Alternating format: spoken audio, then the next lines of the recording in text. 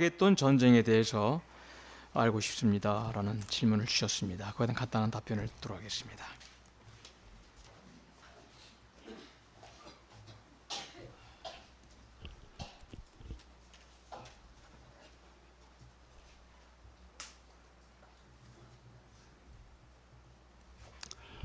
예, 이 아마겟돈이라고 하는 말이 어디 있는 거 아니? 요한계시록 16장에 있습니다. 그래서 아마겟돈이라고 하는 말을 옛날에 먹잇도 골짜기에 사람을 모으던 것처럼 아마겟돈도 모은다, 모은다고 하는 의미를 갖고 있습니다. 자, 그런데 아마 질문을 했으니까 제가 이제 얘기를 했는데, 이 세상에는 두 가지 각이한 모험이 있습니다. 하나는 하나님의 백성들이 예루살렘으로 모이는 겁니다. 또 하나는 무슨 모임일까요? 종교연합입니다. 이 모이는 걸 말하는 겁니다. 그런데 하나님의 백성들이 모이는 것을 아마겟돈이라고 하지 않습니다. 종교연합 체계가 일어나는 것을 가지고 아마겟돈으로 모으다 이렇게 됩니다. 그런데 모으기는 모으는데 왜 전쟁이라는 말을 했는가? 이제 이 세상에 수많은 종교가 결합해서 그들이 무엇을 했는고 하니 그들이 논리를 묶습니다. 자, 그 모임이 그들에게 뭐라고 하면서 모을까요? 뭐 이 세상에 그런 거 여러분들이 많이 보았잖아요. 뭐라고 하면서 모을까요? 아마 모르기는 복철년이 왔다고 말하고 모을 겁니다. 좋은 이 세상에 행복된 세상이 왔다고 모을 겁니다. 무엇을 가지고 말해요? 종교를 가지고. 아세요? 그래서 하나님의 말씀이 예루살렘에서 시온에서라는 말이 이사야 2장에도 나오고 미가서 4장도 나오죠. 그래서 사람들을, 온 세상 사람들을 모았어요. 그런데 그것이 모아질 때는 뭐라고 모아졌을까요? 복 받는다고. 아마 모르기는 하지만은 영생 얻는다고까지도 말했을 거예요. 수많은 사람을 모았어. 그래서 뭐가 됐어요? 종교가 연합됐어요. 그 연합이라고 하는 말이 무슨 아마겟돈으로 모은다고 하는 말과 또 모은다는 말이 또 하나 있죠. 요한계시록 18장 2절에 보면 바벨론으로 모인다 그럽니다. 동일한 말입니다. 또 요한계시록 13장 8절에는 보면 어린 양의 생명책에 롱명되지 않는 사람은, 그 롱명이 되지 않는 사람은 전부 다 간다. 어디로요? 어디로 가요? 에? 모아지는 대로 가요. 전부 누구를 제외하고는 다 가요. 이게 질문이 왔으니까 여러분들이 잘 들어야 됩니다. 다 여러분들 그 말의 표현은 같지 않지만은 그 지점은 같습니다. 아마겟돈이라는 말이나 그 짐승이라는 말이나 바벨론이라는 말이 같은 말입니다. 그런데 그리로 사람들이 전부 모아져요. 왜 모여졌다고요? 행복하다고 하는 유혹 때문에 모여진 거예요. 그러다가 잘 들으셔야 됩니다. 그러다가 이제 하나님의 백성들을 이 땅에 추방해야 돼요. 그러니까 구체적인 얘기를 할 수밖에 없습니다. 그러니까 이제 추방하려고 이제 이 사람들을 그걸 가지고 뭐라고 우리 교회에서는 얘기를 하지요. 에? 사형령. 그래서 하나님의 백성들을 잡으러 갑니다, 지금.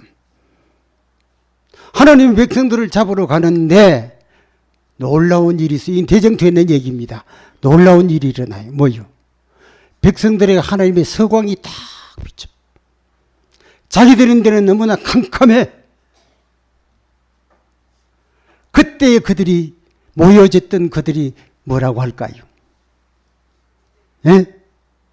그때에 모여졌던 그들이 뭐라고 할까요? 우리 쏘갔네. 쏘갔네.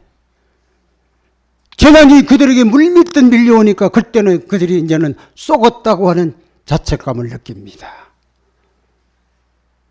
그래서 그것 쏘갔다고 하는 것 때문에 이제 전쟁이 일어납니다.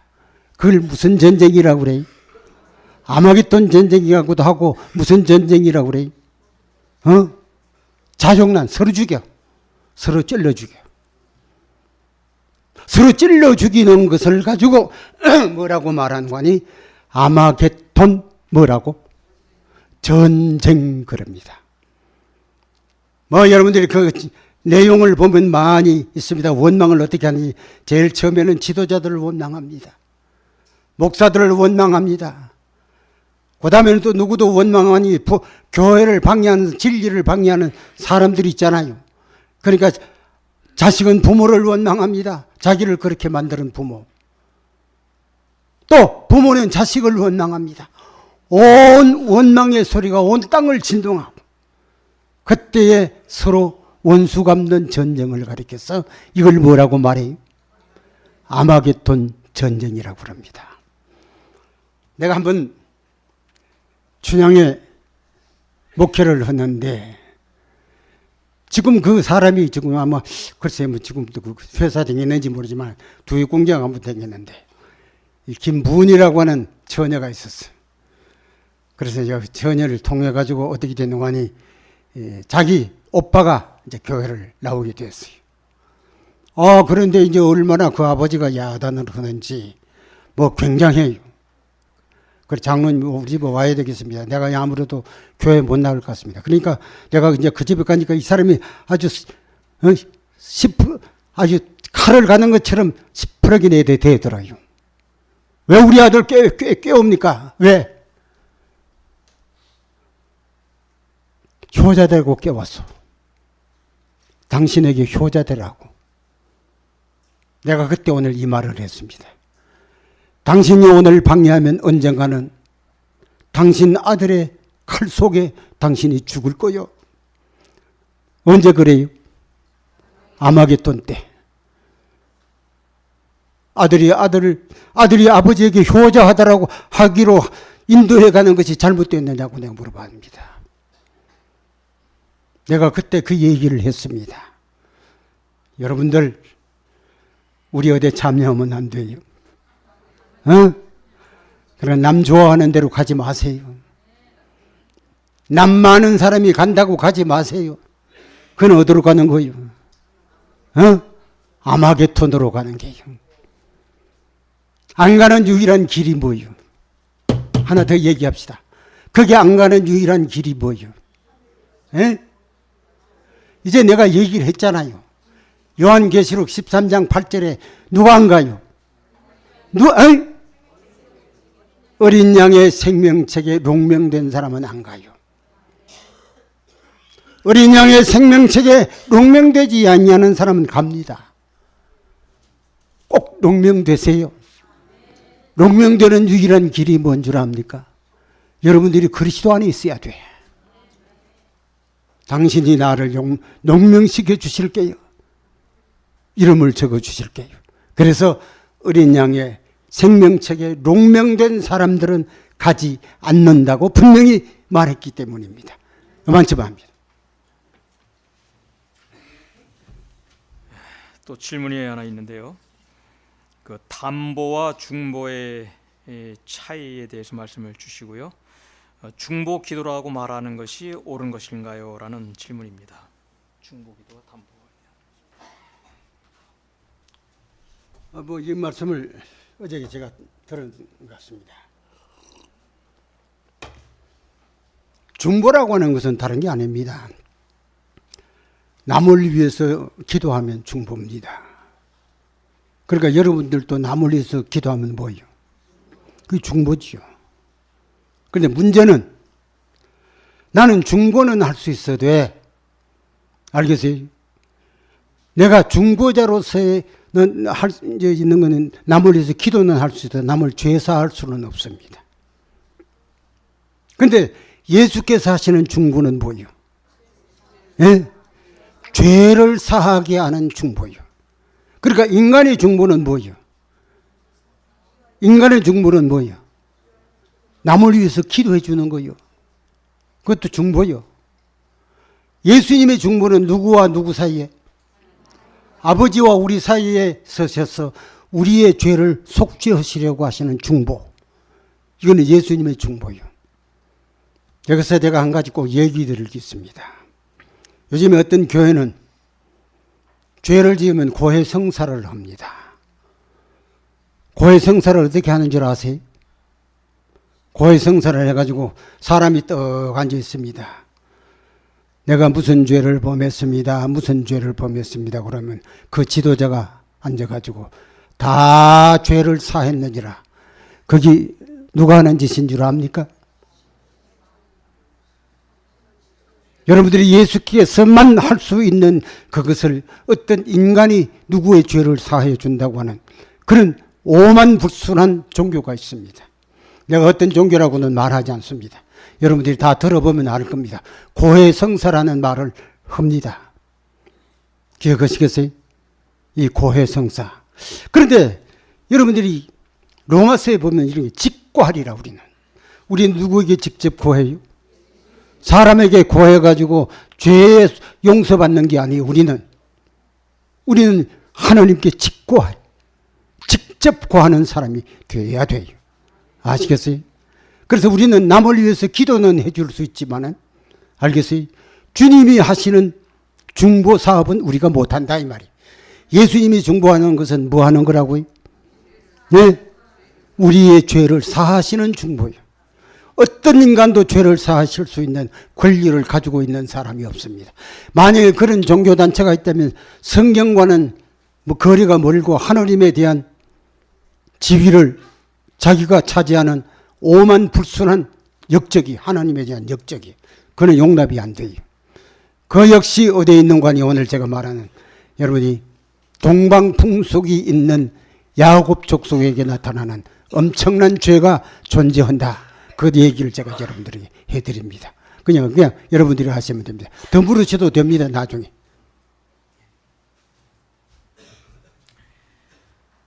또한 질문입니다. 한 분께서 우리가 흔히 보는 이제 봉사와 선행에 대한 문제인데요. 이 기별이 명확한 자가 행하는 봉사, 선행이 있고 또 기별에 그 무관심한 자가 행하는 또 봉사와 선행이 있는데 어떻게 구별할 수 있는지 모르겠습니다. 라는 질문을 주셨습니다. 두 가지를 좀 주십시오. 뭐 어떤 봉사라도 봉사는 다 좋습니다. 봉사를 정죄할 수는 없습니다. 그런데 구원과 상관이 있고 구원과 상관이 없는 봉사가 있다 이 말이에요. 그럼 구원과 상관이 있는 봉사는 무슨 봉사고 구원과 상관이 없는 봉사는 뭐 여러분들이 제가 꼭 얘기를 해야 됩니까? 한번 생각해 봅시다. 자, 열심히 봉사하고 가서 복음 전하고 남을 구제하고 여러분들이 저 아프리카에 가서 뭐 하고 많이 하는데 그것이 구원과 상관이 없는 봉사도 있고 구원과 상관이 있는 봉사도 있다 이 말이에요. 여러분들이 이 말을 여러분들이 할 수 있어요? 뭘까요? 내가 그리스도의 실제 현장에 그리스도를 만나는 상태 속에서 하는 봉사는 구원과 상관이 있는 봉사예요. 아무리 굉장한 일을 해도 뭐 일한 그 자체는 나쁘다고 말하지 않지만 구원과는 상관이 없는 것은 뭔가니 예수 그리스도의 현장에 내가 있지 아니하는 어떤 봉사도 하늘은 구원에 접목시키지를 않습니다. 무슨 말씀인지 아시겠어요? 그러니까 여러분들이 봉사를 하는 사람들에게 나쁘지는 않지만은 매력을 느끼지는 마세요. 왜? 뭐 하기 전에는 그리스도의 실제 현장에 있는 상태가 있기 전에는 어떤 것도 우리가 매력을 느낄 만한 것은 못 됩니다. 그러니까 여러분들이 봉사를 하세요. 하는데 무슨 상태에서 봉사를 해야 돼요? 응? 내가 예수님 현장에 있는 상태로서 봉사를 하세요. 예수 없는 봉사는 아무 소용이 없거든요. 지 아무리 굉장한 일을 했다고 하더라도 그 공로 때문에 무슨 구원을 얻는 것은 없거든요. 전혀 없습니다. 그건 안 됩니다. 그러니까 여러분들은 교회를 위해서 일을 하고 돈도 내고 교회 봉사를 하고 많이 하되 어디서부터 나와야 돼요? 에? 예수 그리스도의 현장에 있는 데서부터 나와야 됩니다. 이것 없으면 아무 소용이 없다는 얘기입니다. 그러니까 여러분들이 일 잘하는 것에 대해서 여러분들이 그것이 구원이 있고 없다고 하는 평가를 내리지 말기를 바랍니다. 구원은 언제 이루어져요? 네? 그리스도의 실제 현장에 내가 접목될 때 구원이 이루어집니까? 쉽게 말하면 그 말을 무슨 말이에요? 예수 있을 때야 구원이 이루어집니까? 예수님이 계세야 구원이 이루어져요. 예수 없는 어떤 봉사도 소용없습니다. 하나 더 얘기를 하지요. 아벨과 가인이 있습니다. 아벨과 가인. 자, 가인이라고 하는 사람은 하나님 앞에 제사를 정성스럽게 지냈습니다. 어떻게 제사를 지냈을까요? 그 밭에 가서 아주 좋은 것, 아주 실한 것, 아주 깨끗한 것, 귀한 것을 갖다가 제단에 드려서 제사를 드립니다. 또 하나는, 동생은 뭘 하는 거 아니? 양의 피를 하나님의 제단에다가 기꺼이 드립니다. 그런데 성경에 보니까 가인의 제사는 받지 아니하고 아벨의 제사는 받으셨다 이렇게 나옵니다. 왜 그래요? 왜 그래요? 이것도 여러분들이 모르면 교회 나면 의미가 없는데, 아벨은 예수 그리스도가 있는 제사를 드렸어요. 가인은 예수 그리스도가 없는 자기 정성으로 드렸어. 그 제사는 뭐 했다고요? 받아들이지 않으셨다. 예수 그리스도가 있는 제사만 하나님은 뭐 하신다? 받아들이신다. 믿습니까? 믿어야 됩니다. 그러니까 봉사했다, 뭐 잘했다, 일했다, 큰일 했다, 적은 일 했다, 그거는 구원과는 관련이 없습니다. 도덕적으로 잘한 거는 잘한 거예요. 그러니까 구원과는 아무런 관련이 없다고 하는 말을 제가 분명히 말하고 싶습니다. 마지막 질문입니다. 기도회에 아마 오신 분이 기도회는 꼭 목적이 있어야만 참여할 수 있습니까? 라는 질문을 주셨네요. 뭐 당연한 말씀인 것 같지만은 거기에 대한 좀 부연 설명을 좀 해주셨으면 좋겠습니다. 목적이 없어 참여도 됩니다. 목적이 없이 참여를 해가지고 한 1000번, 100번 들으면 나중에 목적이 형성이 됩니다. 그러니까 목적 없이도 참여를 하세요. 뭐가 뭔지도 모르겠다. 그래도 참여를 하세요. 사람이 여러분들이 고래 가다가 보면 귀가 좀 덜 피기도 하고 눈도 좀 밝아지기도 하지. 그냥 여러분들이 만날, 야, 내가 요번에 이걸 꼭 깨달았기 때문에 간다. 뭐 이런 사람은 더 좋은 거고, 그런 사람은 좀 찾기가 어려워요. 그러니까 목적이 없어도 참여를 하세요. 참여를 해서 이 마지막 가을 추수 기별을 들으면 나중에 뭐가 될까요? 듣다가 보면 뭐가 될까요? 예, 알곡 됩니다. 듣다가 보면 알곡 돼요. 그러니까 그냥 덮어놓은 거 참여, 요번에 가면 좋은 친구 하나 사귀일까? 그래도 와요. 그래도 와요. 뭐, 청년들이 그런 사람이 있는지 모르지만, 가면 처녀가 좋은 처녀가 있는가? 그래도 오라고. 그래도 오다가 보면 올바른 말을 가질 수가 있고, 올바른 인생을 살 수 있는 길이 열려. 알겠어요? 그러니까, 뭐, 그거는 관계가 없습니다. 그냥 오세요. 예, 오세요.